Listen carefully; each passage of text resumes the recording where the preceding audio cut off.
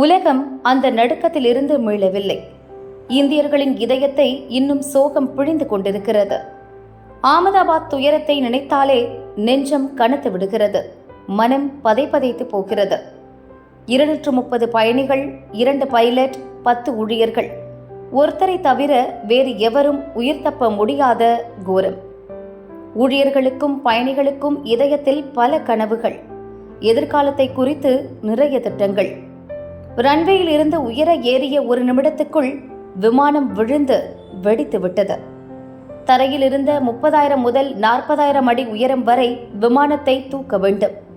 ஆனால் 645 அடி போனதுமே விமானம் கீழே விழுந்து வெடித்தது. உள்ளே இருந்தவர்களின் கனவுகளும் எதிர்கால திட்டங்களும் சேர்ந்து நொறுங்கின. விமான விபத்துக்கான காரணம் என்ன என்பதில் இன்னும் மர்மம் நீடிக்கிறது. என்னன்னு தெரியல, விமானம் மேல போகல, வேகமா கீழே வருது. மேடே அலர்ட் கொடுத்த பிறகு பைலட் கடைசியாக உதிர்த்த வார்த்தைகள் இவைதான். சொல்லி முடித்த மறுகணமே ஏர்போர்ட் பக்கத்தில் இருந்த மெடிக்கல் காலேஜ் மீது விழுந்து விமானம் நொறுங்கியது. 241 உயிர் போய்விட்டதே என்று உடல் நடுங்கும் போது கல்லூரி மெஸ்ஸில் கலகலப்பாக பேசி சாப்பிட்டுக் கொண்டிருந்தவர்களும், விடுதியில் உலகை மறந்து ஓய்வெடுத்துக் கொண்டிருந்தவர்களும் 241 பேருடன் சேர்ந்து சாம்பலாக்கினர். விமானத்தில் அல்லாதோர் மட்டுமே 29 பேர் இறந்துவிட்டனர். மொத்த பலி 270 உயர்ந்துவிட்டது. ஆமதாபாத் மருத்துவமனை பிணவரை முன் உறவினர்களின் மரண ஓலம் இன்னும் அடங்கிய பாடில்லை. முகத்தை வைத்தோ உடலை பார்த்தோ அடையாளம் காண முடியாத அளவு சடலங்கள் கருகிவிட்டன.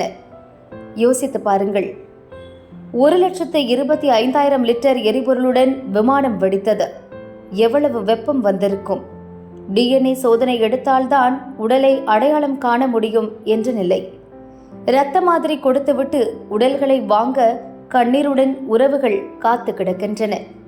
அப்படித்தான் பிணவரை முன்பு ஆகாஷ் பட்னி என்ற சிறுவன் குடும்பமும் வந்து நின்றது. 14 வயதான சிறுவன் இப்போது உயிருடன் இல்லை. கபடமின்றி மரத்தடியில் தூங்கிக் கொண்டிருந்த அவனது உயிரையும் ஏர் இந்தியா A171 விமானம் குடித்துவிட்டது. அம்மாவின் கண் முன்பே ஆகாஷ் பட்னி உடல் கருகினான். அவனை காப்பாற்ற முடியாமல் அம்மா கதறி ஓடி வரும் காட்சி சோகத்தின் உச்சம். சிறுவன் ஆகாஷ் பட்னி யார்? அவன் இந்த கோர விபத்தில் எப்படி சிக்கினான்? இந்த துயரம் எப்படி நடந்தது என்பதை பார்க்கலாம். ஆகாஷ் பட்னியின் அப்பா சுரேஷ்குமார், அம்மா கீதாபென். இந்த ஏழை குடும்பத்துக்கு ஆமதாபாத் ஏர்போர்ட் பக்கத்தில்தான் வீடு. விமானம் விழுந்த மெடிக்கல் காலேஜ் முன்பு சிறிய டீ கடை நடத்தி வந்தது. பாதி நேரம் டீ கடையில் சுரேஷ்குமார் இருப்பார், மீதி நேரம் கீதாபென் பார்ப்பார். அன்று ஆகாஷ் பட்னியும் அப்பா சுரேஷ்குமாரும் வீட்டில் இருந்தனர். அம்மா கீதாபென் மட்டும் கடையை கவனித்தார். விபத்து நடப்பதற்கு சில நிமிடங்கள் முன்புதான் அம்மாவுக்கு மதிய உணவு சுமந்து கொண்டு டீ கடைக்கு வந்தான் ஆகாஷ் பட்னி. அவனிடம் உணவு பாத்திரத்தை வாங்கிய கீதாபென் கடையில் உள்ளே இருந்து சாப்பிட்டார். கடை முன்பு நல்ல மரத்தடி நிழல், அதில் தூங்க வேண்டும் போல் இருந்தது ஆகாஷ் பட்னிக்கு. கள்ளம் கபடம் இல்லாத இந்த பிஞ்சு சிறுவன் மரத்தடியில் படுத்து அசந்து தூங்கினான். அவன் கொண்டு வந்த மதிய உணவை சாப்பிட்ட கீதாபென்னும் கடைக்குள் சற்று ஓய்வெடுக்க நினைத்தார். அதற்குள் டமால் என்று பேரிடியை தோற்கடிக்கும் சத்தம். லண்டன் புறப்பட்ட விமானம் மெடிக்கல் காலேஜ் மீது விழுந்து நொறுங்கியது. என்ன நடந்தது என்பதை கீதாபென்னால் யூகிக்க முடியவில்லை. அதற்குள் மிகப்பெரிய தீப்பிழம்பு மருத்துவக் கல்லூரி வளாகத்தை தாண்டி டீக்கடை இருந்த ரோடு பகுதியையும் மூழ்கடித்தது.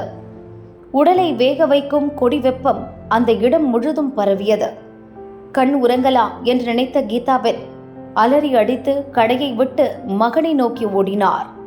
அசந்து தூங்கிய சிறுவன் திடுக்கிட்டு முடித்தபோது விமானத்தின் உடைந்த மெட்டல் பாகம் ஒன்று அவன் தலை மீது விழுந்தது. எழும்பி ஓட நினைத்த அவன் அப்படியே சரிந்து விழுந்தான். மகனை காப்பாற்ற கதறியபடி ஓடினார் கீதாபென்.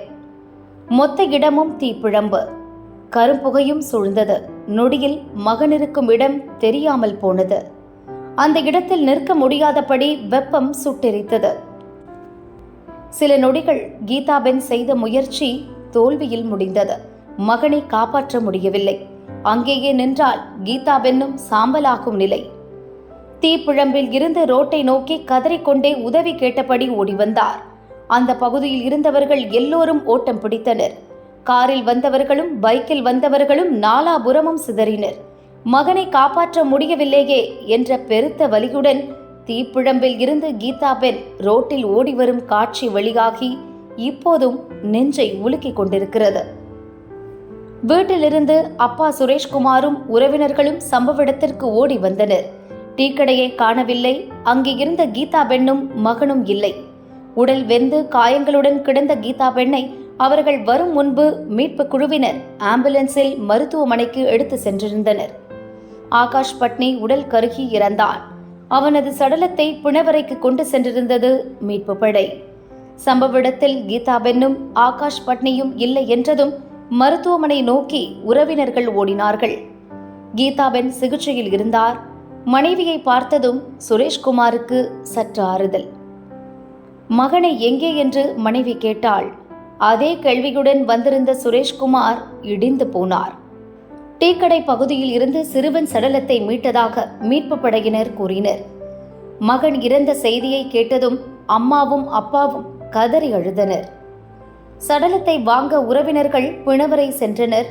கருகிய சடல குவியலில் ஆகாஷ் பட்னியை அடையாளம் காண முடியவில்லை. DNA சோதனை முடிவுக்காக இடிந்த மனதுடன் காத்திருக்கிறது அந்த ஏழை குடும்பம்.